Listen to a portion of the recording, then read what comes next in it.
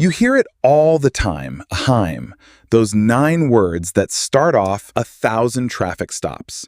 Do you know why I pulled you over? It sounds like simple conversation, almost polite. But in this video, I'm going to show you why that question is one of the most effective legal traps on the road. What you say down in Pant, what you say in the next 10 seconds can decide whether you drive away with a warning or finish the night in handcuffs. That's not an exaggeration. It's exactly what happened to a driver in Ohio. His only violation was a burned-out license plate light tan, the kind of thing that usually ends with a "get it fixed" and a wave. But when the body cam stopped rolling, he was sitting in the back of a patrol car, charged with OVI.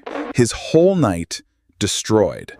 The difference between his outcome and the person who goes home without a ticket can be measured in 4 words. And I'm going to give you those 4 words, along with the decades of criminal defense experience that explain why they work. Let's walk through the stop cam. It's all right here on body cam. Timestamp in the corner reads 11:42 p.m. The officer's chest-mounted camera captures the red glare of taillights on wet asphalt as he approaches the driver's window. You can hear the squelch of his boots, the distant hum of the interstate. He taps on the glass and leans in. Evening. Do you know why I pulled you over tonight? The driver, a 30-something guy who just finished a late shift, wants to be cooperative. He's nervous, his hands tight on the wheel, and in that moment, he does what so many people do. Sen, nan. He tries to fill the silence. Nothing about that answer sounds like a confession, but listen again. Up until that moment, the officer had one reason for the stops: a dead license plate light. That's a minor equipment violation. It creates reasonable suspicion to pull the car over a towel. Terry v. Ohio makes clear that a traffic stop is a seizure, and it requires at least reasonable suspicion that a law has been violated. That box was checked the second the officer saw the light out, but the officer did not have any reasonable suspicion of impaired driving or distracted driving. He hadn't observed any weaving. There was no odor, no slurred speech. The stop, as the Supreme Court reaffirmed in Rodriguez v. United States, had to be limited in scope and duration to the mission of addressing that equipment violation. An officer may not prolong a traffic stop beyond the time reasonably required to complete that mission, unless he develops independent, reasonable suspicion of another crime. And just like that, the driver handed it to him. I might have been swerving, plus I was on my phone pass. Those 15 words gave the officer exactly the independent, reasonable suspicion he didn't have before. Under the Fourth Amendment, he can now legally extend the stop to investigate both distracted driving and because swerving at night can indicate alcohol impairment, a possible OVI. The body cam catches the officer's posture shift. He's no longer writing a fix-it ticket. He's asking the driver to step out of the car. Here's the trap in its simplest form. The question, "Do you know why I pulled you over?" is not a demand. It is not a command. The Supreme Court told us in Berkemer v. McCarty that a roadside traffic stop is not custodial for purposes of Miranda.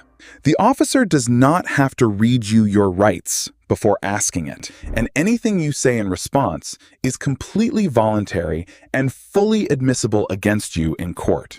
The question works because it feels conversational. It sounds like the officer is giving you a chance to explain yourself. In reality, it's an evidence-gathering overture. Every syllable you utter can be used to build probable cause for a crime you may not have even committed. Now, fast forward to the end of that Ohio stop. The driver performs field sobriety tests on the gravel shoulder. He's arrested, booked, charged. Months later, his defense attorney files a motion to suppress, arguing the officer lacked reasonable suspicions to expand the stop beyond the license plate light. The judge denies it. Why? Because the driver's own voluntary statements and swerving on my phone path independently gave the officer reasonable suspicion to investigate those new offenses. The original stop was legal, the admission was voluntary, and under Rodriguez, the stop was not extended. The extension was justified.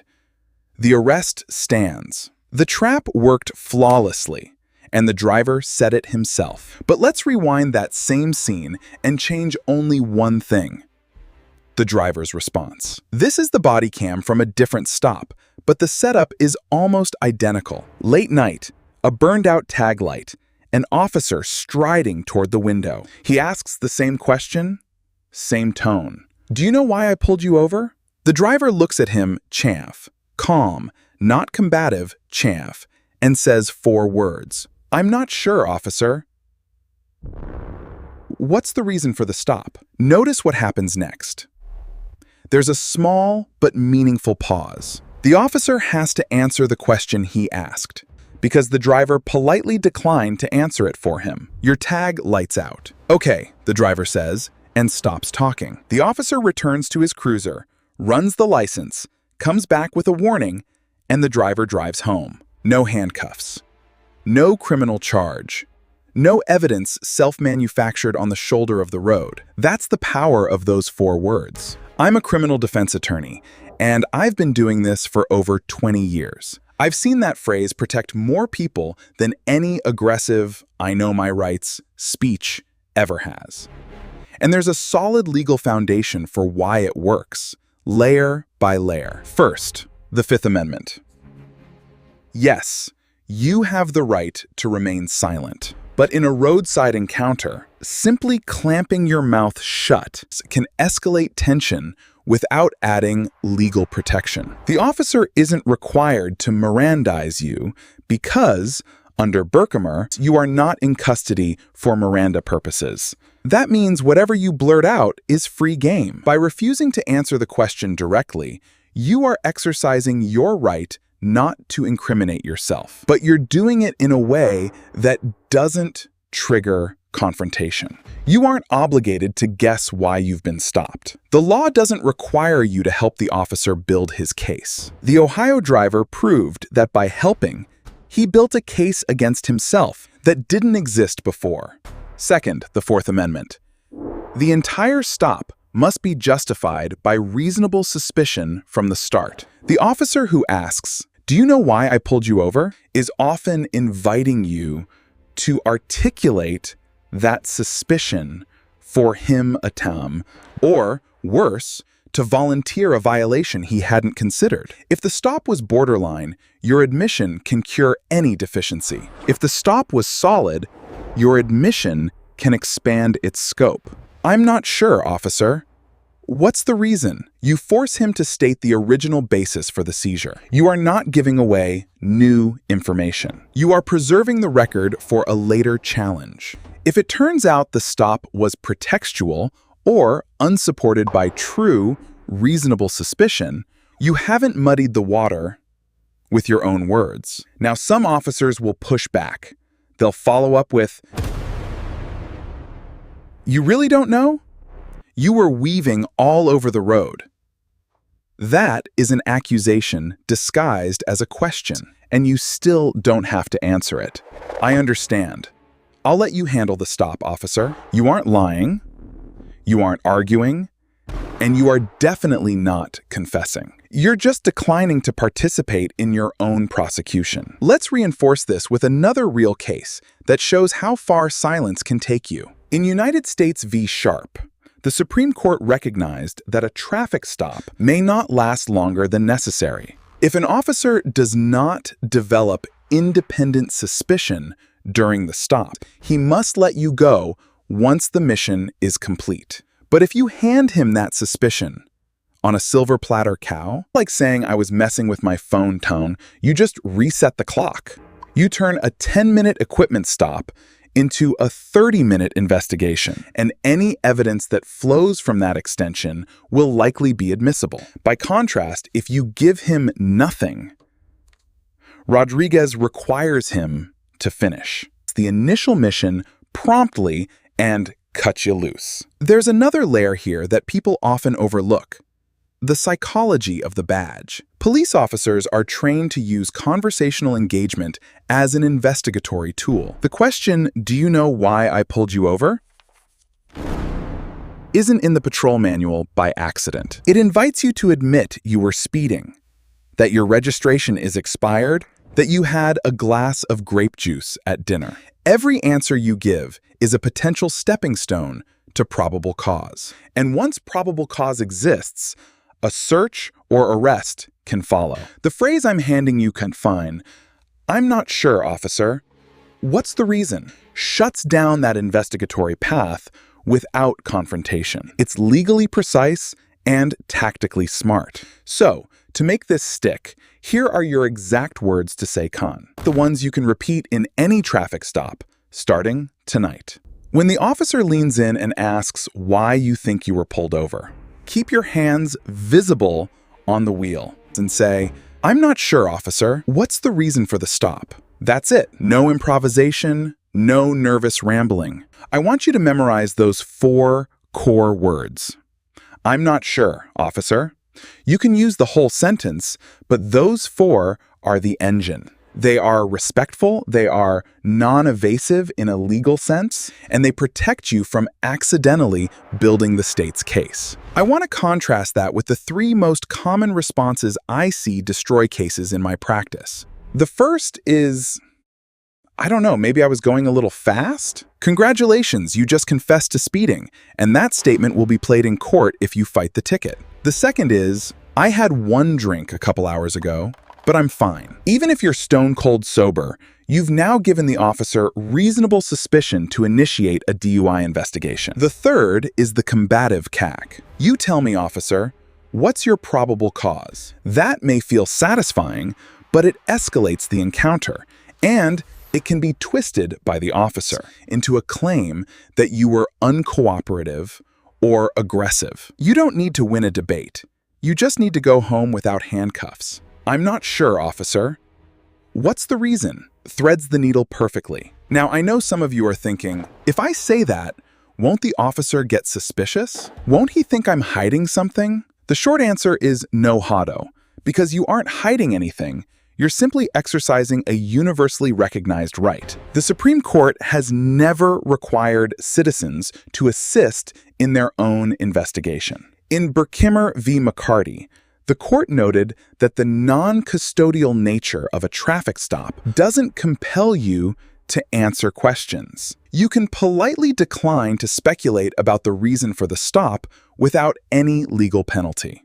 An officer's subjective suspicion isn't enough to extend the stop. He still needs specific, articulable facts. Your silence pine, or your calm request for the stated reason pine, doesn't supply those facts. Let's anchor this with one more piece of case law so you know exactly where you stand.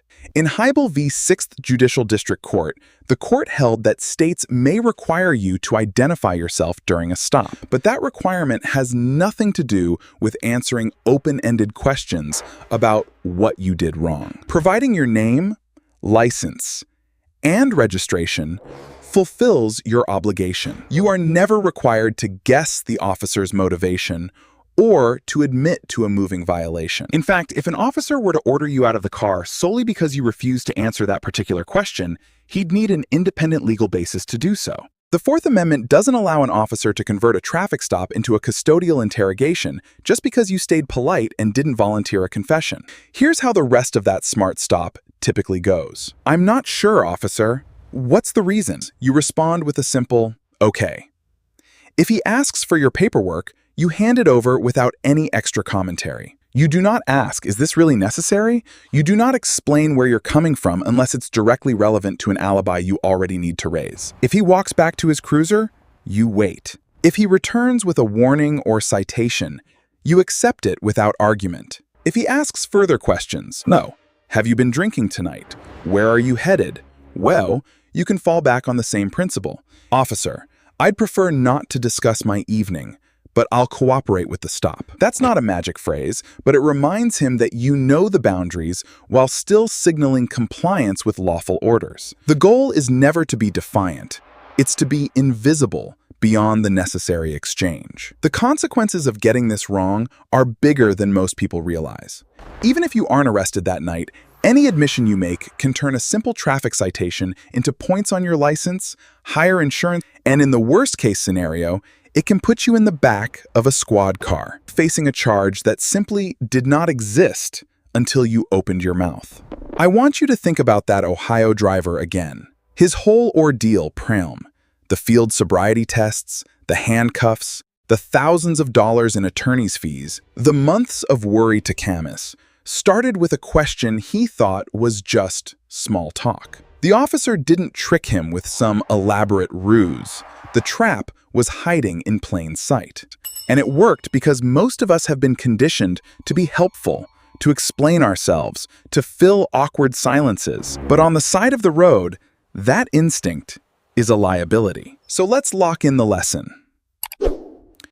If you remember nothing else from this video, hold on to the 4 words that keep you safe. I'm not sure, officer. I'm not sure, officer. What's the reason for the stop? Say it calmly, respectfully, and then stop talking. That's the shield that prevents you from handing over the weapon that will be used against you. Now here's the inevitable follow-up question I get from clients. What if the officer doesn't accept my silence? What if he orders me out of the car anyway? That's a critical moment, one that triggers an entirely different set of Fourth Amendment rules. And there's a specific, legally sound phrase you need to know before that door opens. Because once you're outside the car, the game changes in ways that can trip up even the most careful drivers. We'll break that down next.